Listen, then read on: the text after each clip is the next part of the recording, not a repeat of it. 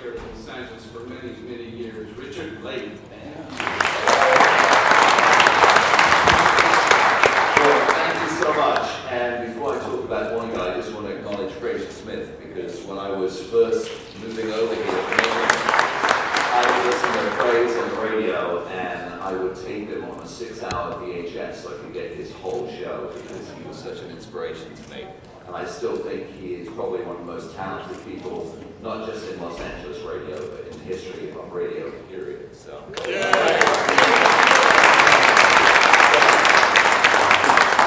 If anyone has a time machine or a TARDIS handy, I'd love to borrow it, because I'd like to go back and tell my 12-year-old self that one day I'd be standing at LA City Hall surrounded by such talent. Because when I was 12 in England, I was listening to music coming out of Southern California from the Beach Boys and from the Doors, and I'd watch the Monkees on TV and say, this is the city I want to make my home.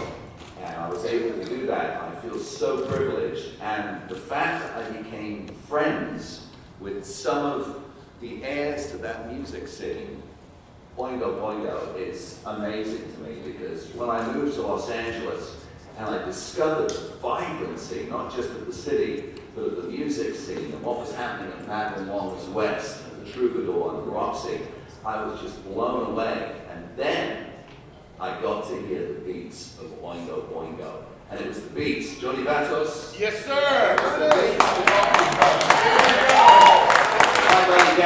Stand-up ballet would say Johnny Vatos is 4 to the floor. He just keeps the band going and powering through. And then when I went to KMC for KROQ, I was so proud to have played the 4-track EP from Oingo Boingo and put that music on and just discover these great songs like Only a Lad and Little Girls. And suddenly I realized that this band was really a representation of what Los Angeles is. It's the cutting edge, it's something new, it's excitement, and it's a good time. And that really is the key to Oingo Boingo. If you went to any of their shows, if you were fortunate back in the day to catch Boingo live, you left A, exhausted, B, soaking wet from your own sweat, and C, you couldn't wait to go to Tower Records or Music Plus to pick up their latest album. This was a band to be reckoned with.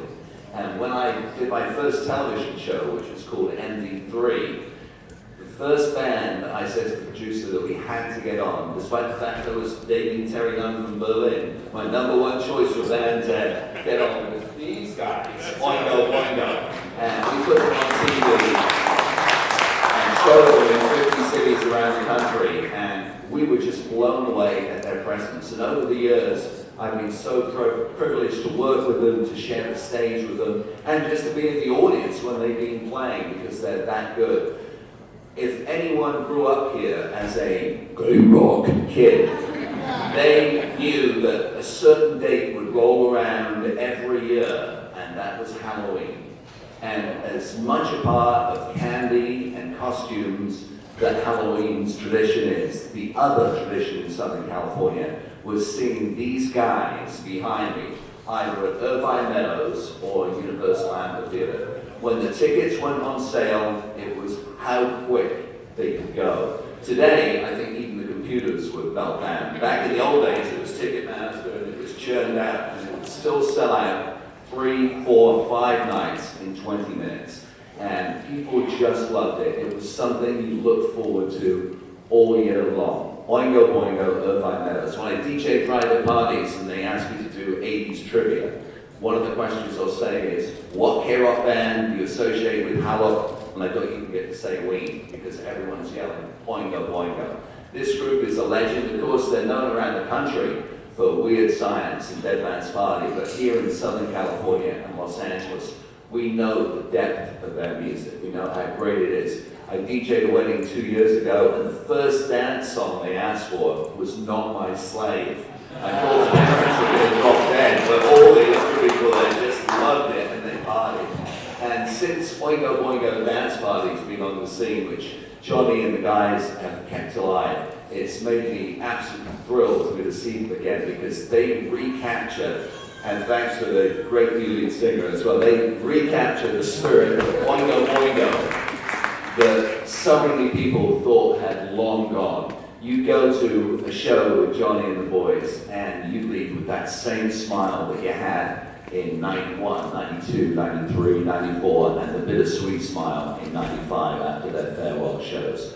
I cannot say how proud I am to stand here and say that it's long-awaited Oingo Boingo Day in Los Angeles, and of the two bands that I think most represent the world-famous KROQ, one would be an English band, and one would be an American band.